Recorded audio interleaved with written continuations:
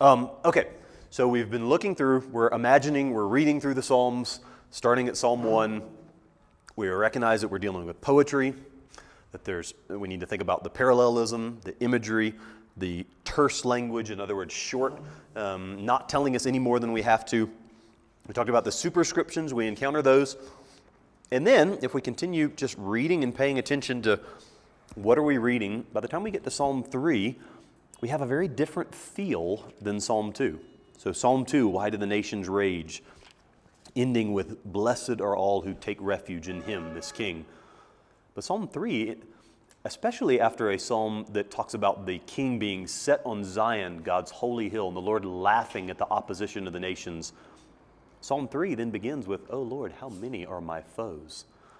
Many are rising against me. Many are saying of my soul, there is no salvation for him in God." It's a very different mood or feel to the psalm. If we keep reading, actually, interestingly, if we keep reading, it's a while before the Psalms, before we get to a psalm that the mood changes back out of that. So Psalm 4, answer me when I call, O God of my righteousness. Psalm 5, give ear to my words, O Lord, consider my groaning. Psalm 6, O Lord, rebuke me not in your anger, nor discipline me in your wrath.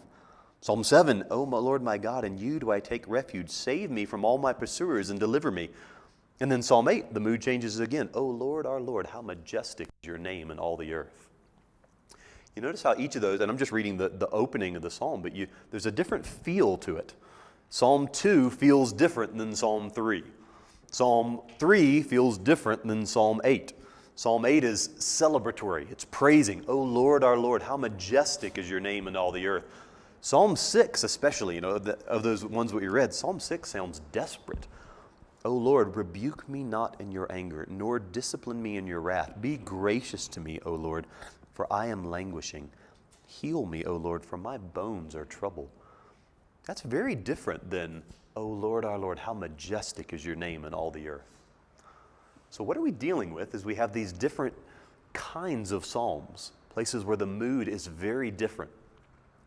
I've given you some different options. Scholars from different backgrounds try to categorize the Psalms in different ways.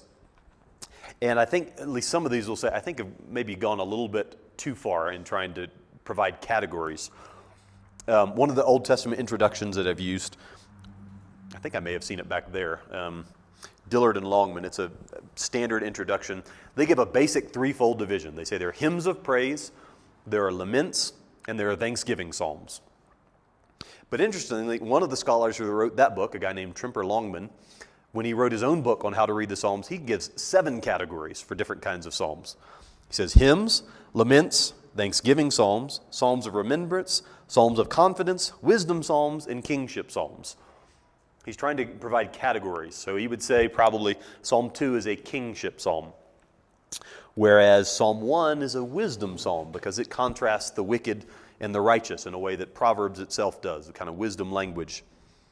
Laments are the psalms like some of those that we just read. O Lord, give ear to my groaning. But I think trying to come up with 7 categories and trying to fit all the psalms in those, I think that's a little bit more complicated than it has to be. Now, let me mention one other category. This is a scholar who's not an evangelical. He's a critical Old Testament scholar. By that I mean somebody who thinks he treats the Old Testament as though it's the work of human authors only and just teaches us about what they believed about God, but doesn't treat it as inspired by God. But he's very thoughtful, even though I disagree with him strongly about what he thinks about the Bible. He suggests that you can think of psalms, 3 groups of psalms. He calls them psalms of orientation, psalms of disorientation, and psalms of reorientation. So what he means by that is there are psalms like Psalm 1 or Psalm 8. They are psalms where you are oriented, you're facing the right way, you think rightly about life, you're looking at God and you're praising God, you are oriented rightly.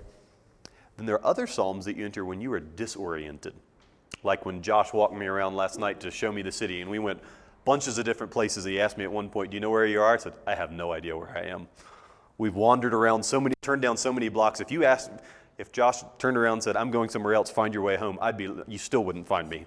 I'd be wandering the streets somewhere completely disoriented. I don't know where my home is. I don't know how to get back. I'm lost. So there's psalms like that. When you are spiritually disoriented, I don't know where the promises of God are. I don't know where the favor of God is. I am disoriented. But in God's wisdom, he gives us psalms that teach us how to speak when we're in those kind of circumstances. That's a gift of God to us. And then he says there's psalms of reorientation. There's psalms where after you figure it out, okay, now I know where I am. I have gotten my feet under me. I'm standing on solid ground again.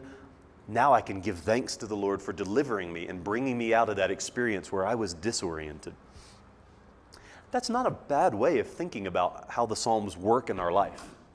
There are times when, kind of go back to what we said at the start of this discussing the Psalms, there are times when we wake up and you're aware of the goodness of God, you're aware of his mercy to you, you're oriented rightly, you know where you are, you know where God is, and you just want to praise him. There are other times where you enter a season where you are disoriented, you are turned around, and you can't find your way home. And in God's kindness to us, he gives us psalms that teach us how to pray to him in those moments. When we say, Lord, have you hidden your face from me? Have you forgotten me forever? It's the kindness of God that he gives us psalms that talk like that so that we know how to pray when we're in that season.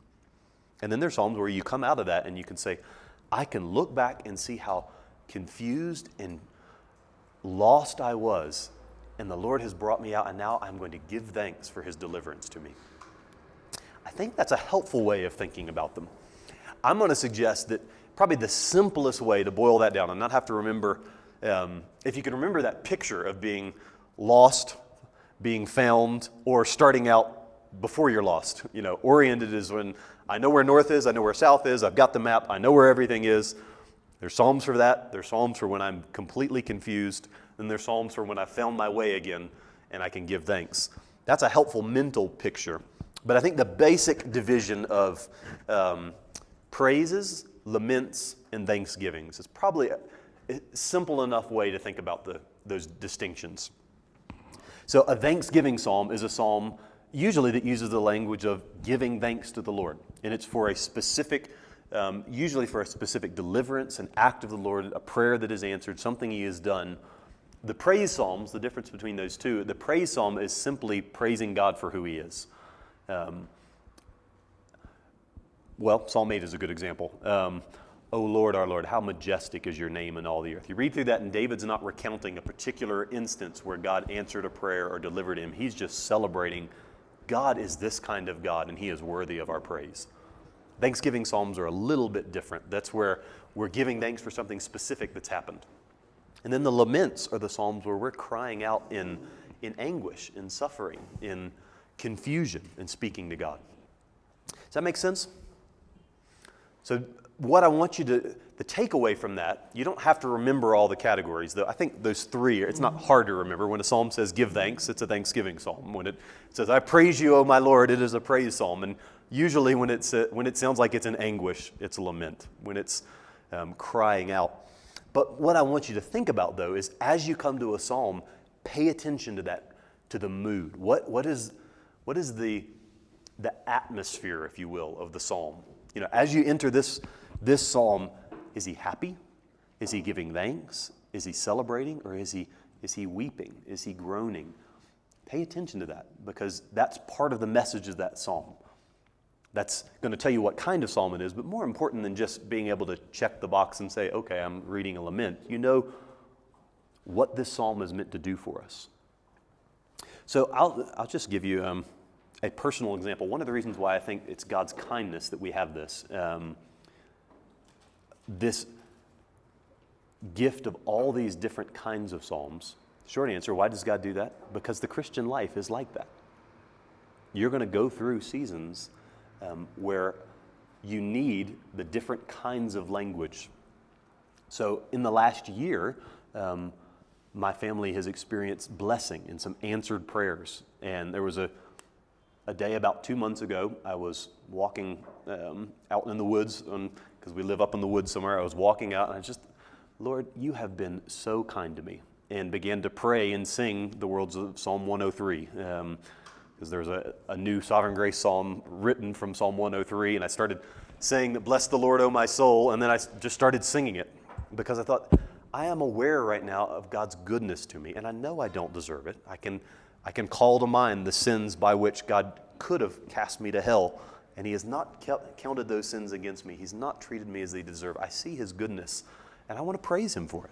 And there are psalms for that. Now, interestingly, we'll probably talk about this more as we go through this.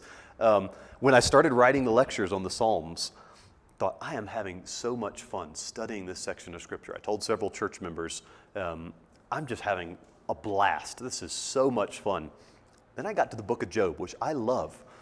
But by the time I got to the book of Job, it felt like it was one of the hardest things I could do to write and work through this section of Scripture. And I can't totally explain that other than a degree of spiritual opposition. And it, starting with when I got into Job, it began to feel like a season. I told my wife, I don't feel like the Lord is against me, but it feels like the Lord has just turned His face away from me. The joy that just kind of spontaneously came up walking out that day, I have to work really hard to find joy. And there'd be mornings where I'd wake up and I just feel a hopelessness or a despair, a sense of discouragement that it's like someone had thrown a wet blanket of discouragement over my life. And in God's mercy, He gives us psalms to speak in those seasons too. And I have learned over my Christian life, because I tend to be someone who is more easily prone to discouragement or forgetting the promises of God, or just feeling the weight of suffering that for the people that I care for. And after I hung up that phone call with my friend who thought his child was about to die, I wept. I thought, I don't want to live in a world in which little children can die. It breaks my heart to have this conversation with him. And I have learned over time that in those seasons, what Satan will tempt me to do is not talk to God. Don't pray. There's no point in praying. God is distant from you, so don't even bother praying. And what the Lord wants me to do is speak to Him about the fact that I feel distant from Him. In a strange way, to speak to God, I feel like I am far from you. Lord, have you hidden your face from me? Brings me into the presence of the Lord. Even though I may not feel joy, I'm not going to usually spontaneously burst into Psalm 103 at that point, but I am in the presence of the Lord as I speak those words and as I pray and as I use what God has given me in the Psalms to express to the Lord and to receive from Him what He intends to do to care for me in those seasons. It's a gift of the Lord. One commentator has a line about one of those Psalms that's really dark. Psalm 88 is traditionally thought of as the darkest psalm in the whole book of Psalms. It begins in darkness. There's the only light, the only hope in the psalm is the psalmist calls God my God. But it begins in darkness, it ends in darkness. And commenting on psalms like that, one man said, God knows how men speak when they are desperate. And He has put those kind of words in the Bible so that you and I, when we walk through a season like that, won't think, God doesn't have a clue what I'm going through right now. He doesn't understand what it's like. That'll be a lie that Satan will want you to believe. And the answer is to turn to the Psalms and say, no, the Lord knows exactly what it's like when men who trust in Him still feel desperate and alone and like God has hidden His face from them. And He's taught us how to speak in those moments to Him. And that is a tremendous gift to us. That is God's kindness to us, even in our suffering, that He doesn't leave us vulnerable to that accusation. God doesn't know what that's like. God has no words for you to say when you feel like that. He has closed that door that the enemy would tempt us with by saying, here's an entire book that includes all the things that saints will go through. Don't miss that gift of God to us. And as you help other people, we're not saved into the Christian life naturally knowing this. Our instinct is going to be when we go through suffering or opposition or hardship to not speak to the Lord about it, to turn away, to not pray about it. And the Psalms especially, like God teaching us how to speak in those moments. What do you say when you experience persecution? Remember what they did in Acts 4. They gathered together and they prayed, and what did they pray? They prayed Psalm 2. Lord, we're risen together in the city against your servant Jesus, whom you anointed, many. And then they quote Psalm 2. And then they pray, and then the building shakes, and then they go out and preach boldly. They knew how to speak to God in persecution. What do you do when you walk through seasons like I had experienced of, okay, the joy that was there just months ago it's harder to find now. What do? You pray psalms like Psalm 13. You pray psalms that say, Lord, I place my trust in you, even though right now I feel distant from you. That's where Psalm 13, look at that one, in fact. It's a short psalm. It has been precious to me in those kinds of seasons. How long, O Lord, will you forget me forever? How long will you hide your face from me? How long must I take counsel in my soul and have sorrow in my heart all the day? How long shall my enemy be exalted over me? And now he begins to ask requests to the Lord. Consider and answer me, O Lord my God. Light up my eyes, lest I sleep the sleep of death. Lest my enemy say, I have prevailed over him. Lest my foes rejoice because I am shaken. And then he expresses his trust. But I have trusted in your steadfast love. My heart shall rejoice in your salvation. I will sing to the Lord because he has dealt bountifully with me. When you feel like the Lord has hidden his face and you begin to pray these words, even if by the time you get to the end, you're not jumping up for joy, you can still say, but I have trusted in the steadfast love of the Lord. I know a day will come when I will sing gladly to the Lord, spontaneously, because he will deliver me, and he has dealt bountifully with me. Even right now, I am not treated as my sins deserve. And so I can, with David, say, Lord, do not hide your face from me, and I have trusted in your steadfast love. These different types of psalms are a gift to us. And you and I, as we follow Jesus, will need all of the psalms. And the people that God lets us care for will need these kinds of psalms. So let's learn to take advantage of this gift of these different kinds of psalms, because God in his wisdom says we need them. Does that make sense? That's one of the most important things I want us to take away from this. Questions at this point? Yep. Yeah, that's a great question. In fact, we're going to look at that directly because one of the questions is, are there messianic psalms, or are the psalms themselves messianic? And I want to say yes to both. There are psalms like Psalm 110 that appears, even in the context when David wrote it, appears to be looking beyond David's circumstances and imagining a time. That's the one that Peter calls a prophecy. Well, actually, that's Psalm 16, but Psalm 110 is also quoted as having reference directly to Jesus. I think we can say there's kinds of psalms that are messianic in that they seem to be particularly focused on the coming king. But as we look at the Psalms overall, I think we can clearly see the Psalms themselves are messianic. The movement from Psalm 1 and 2 to Psalm 146 through 150 itself points us to Jesus, and there's a Christ-centered way of reading that can account for the Psalms that are more in a focused way messianic, like a Psalm 110. Psalm 22 is another one that comes to mind, the psalm that the gospel writers allude to regularly as speaking of the crucifixion. That psalm, even though David went through an experience that prompted him to write that, the language goes beyond David and only makes sense in light of the crucifixion of Christ. They have pierced my hands and feet. They divided my garments, literally fulfilled in the crucifixion. So there's psalms like that, but all the psalms together are Christ-centered and messianic. So that's a great question. That's my short answer. We'll go through kind of looking overall, how do we think through this in the next 2 lectures. Yep. There are few psalms, if any, that are like in Isaiah 53, where it's just a prophecy looking forward. The one that you wonder about is Psalm 110. So let me flip there. There are other places, but this is one where David is praising, and the language doesn't seem to fit directly any particular time. It roughly breaks down in English, since we don't have to worry about the Hebrew verse.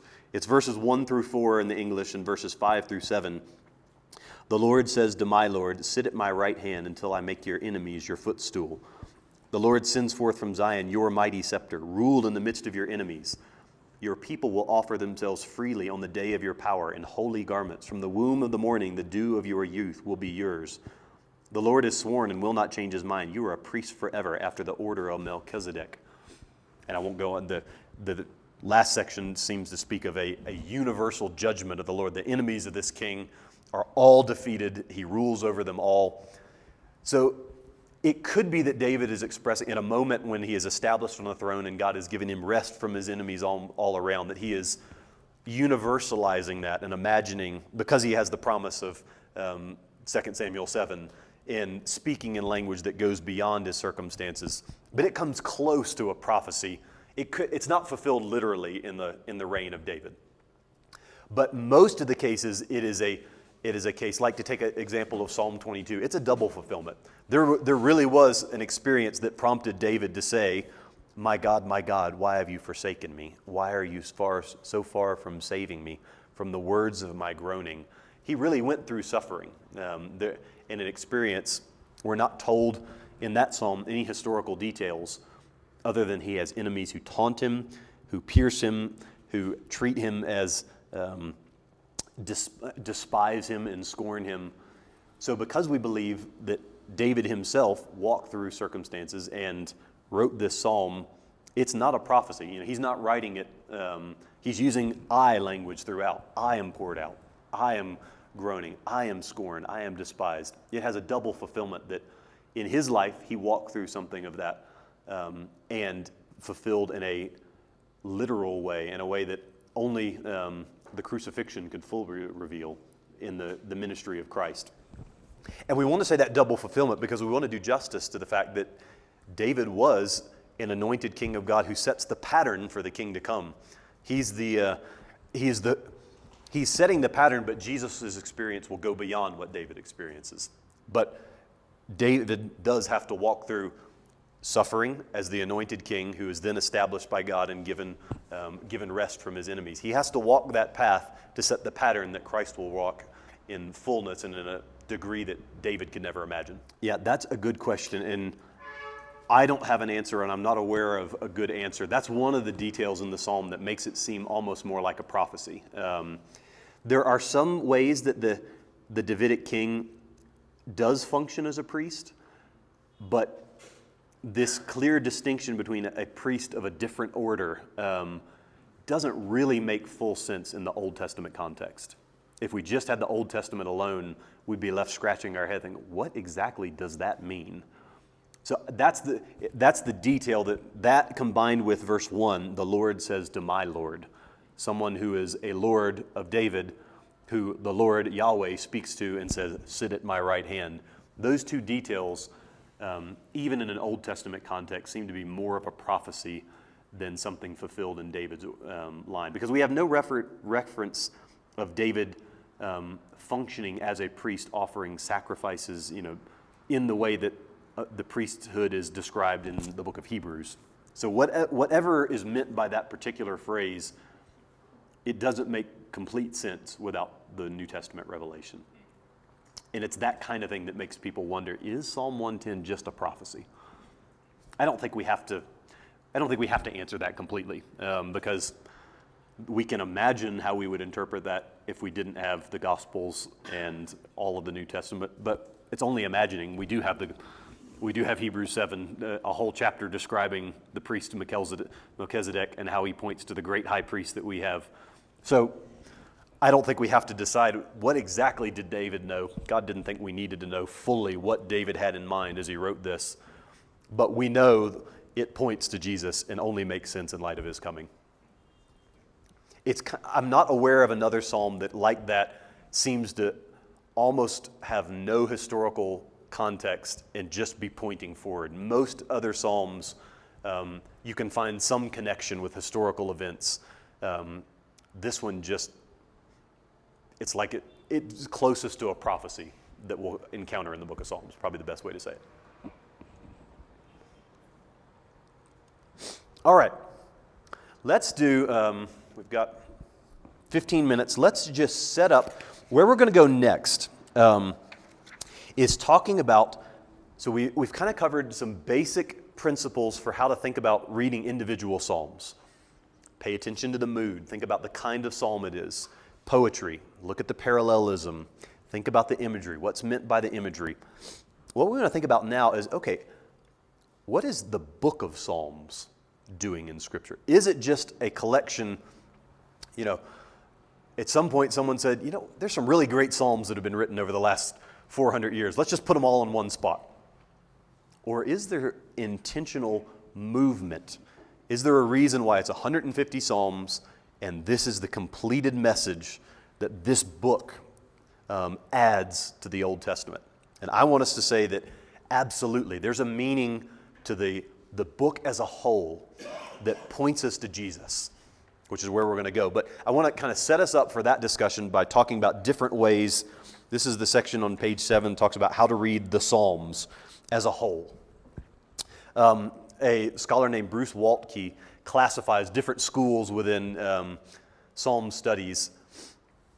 I won't go through all of those, but let me say, for scholars who don't accept that the Bible is the completed work of God, they approach Psalms and they just isolate them on their own and ask the question, what kind of psalm is this? Where might it have come from? What did it do in the worship of Old Testament Israel? Was this a psalm that they used when they came to offer sacrifices, when they, at the enthronement of a new king? There's a whole school of reading particular psalms, how they fit into the ceremony that would have taken place when kings were installed on the throne in Jerusalem or in Samaria. Usually it focuses on Jerusalem, though, because it's the line of David. If you start from that position, that these are human psalms that come out of the worship of Israel and have just been compiled or collected here, then you can't ask the question, is there any meaning to the book as a whole? Because you just assume, no, they came out of lots of different periods. We haven't said this before, but just by the authorship notices, there appears to be the authorship and historical background, a wide range of dates for the Psalms. So we have Psalms that come clearly from David's time.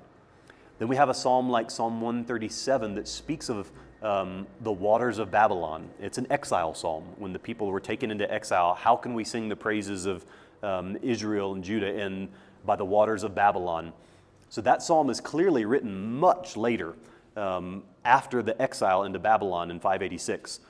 So we go from the time of David, at least a couple of centuries, and the Psalms come out of different time periods in Israel's history. There's one psalm that's a psalm of Moses.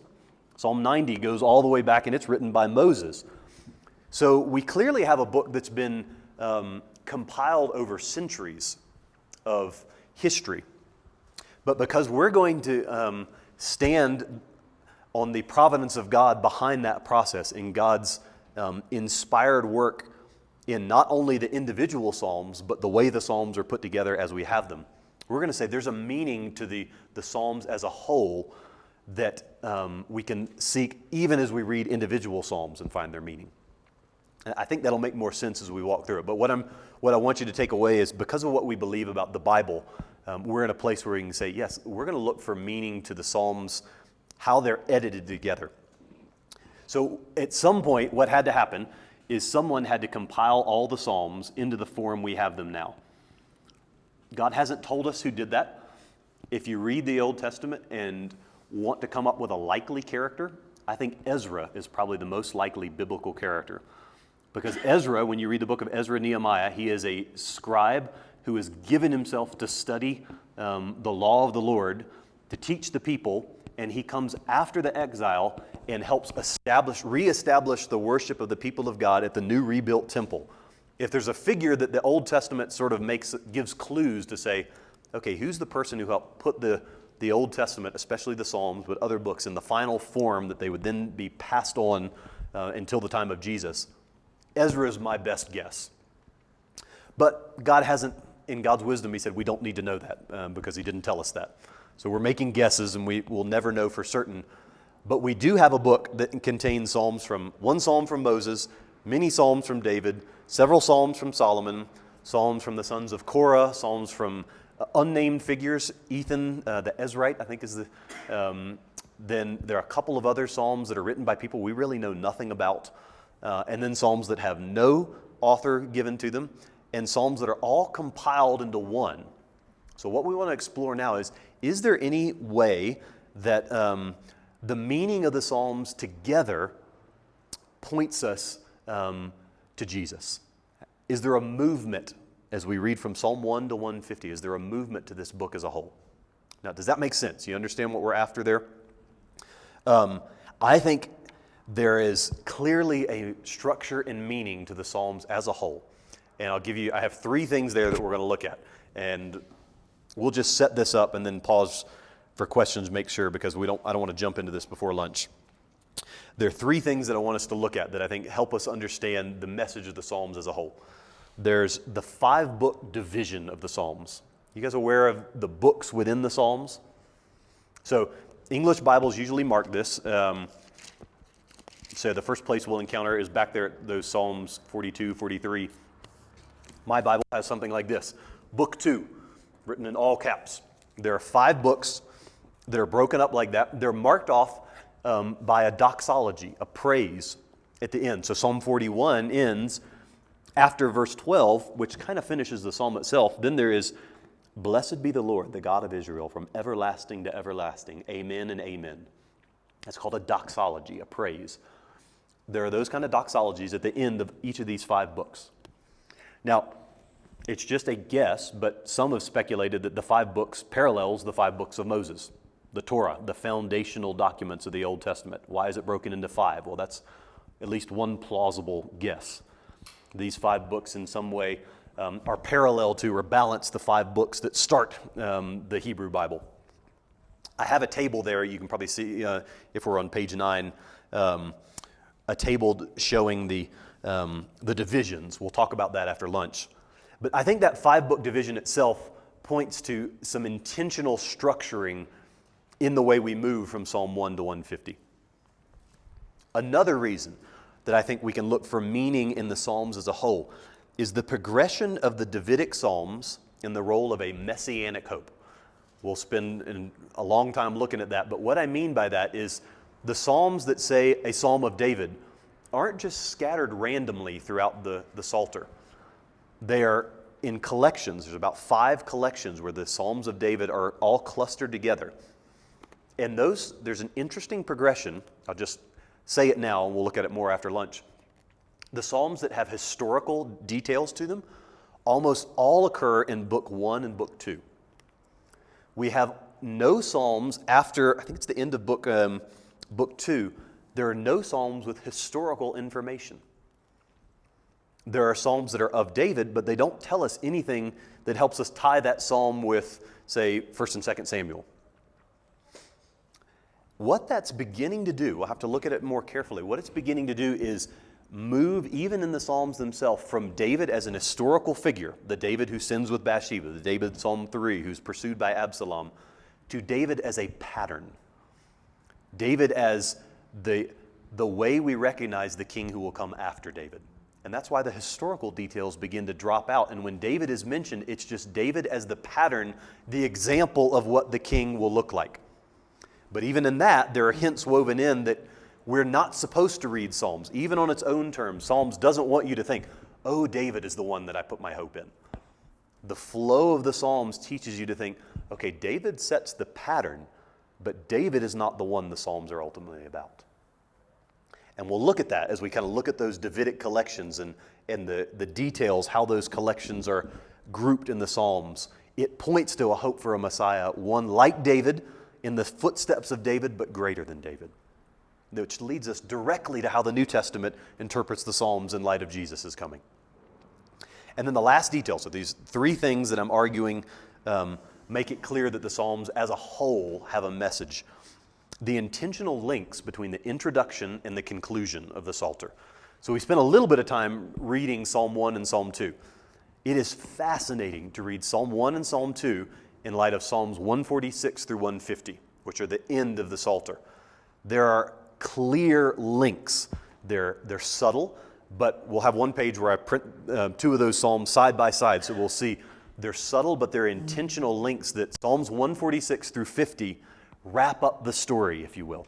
They close all the questions all the things that the psalmist suffered. They summarize them, retell them, and then they move us to Psalm 150, which is perhaps the only psalm. It is the purest praise psalm in all of the book of Psalms. There are no enemies. There is no reference to sin. There is nothing but hallelujah. Let all that has breath praise. That's intentional. Even as you read through the Psalms, you are moving through suffering and opposition and persecution to the point when nothing but praise is left. One man can't think of it without tearing up. He has a section, he captured this so well. He said about Psalm 150, after all that you walk through and you read the Psalms, and then there is one more psalm. And that psalm is our inheritance to come. The movement of the Psalms themselves lead us to the place where enemies are forgotten. We're not even saying, Lord, thank you for sins forgiven. There is a sense in which even our sins are behind us. And the only thing that fills our gaze with all of creation is, hallelujah. Let everything that has breath praise the Lord. That's the movement of the Psalms. That's where the Psalms are taking us. In that way, the Psalms are like the word I can think of, it's like a microcosm, a little universe of salvation history itself. They tell the story in song form of the movement of the people of God following our suffering King until that day in which there is just one more psalm. And nothing but praise will fill our hearts for all eternity. There won't be any need to pray Psalm 13, to pray psalms of confession. We will just join with all creation and say, hallelujah. That intentional structure is part of the meaning of the Psalms. And what we get to do after lunch is look at that in depth and say, all right, let's follow this. Let's let the Psalms themselves point us towards Jesus.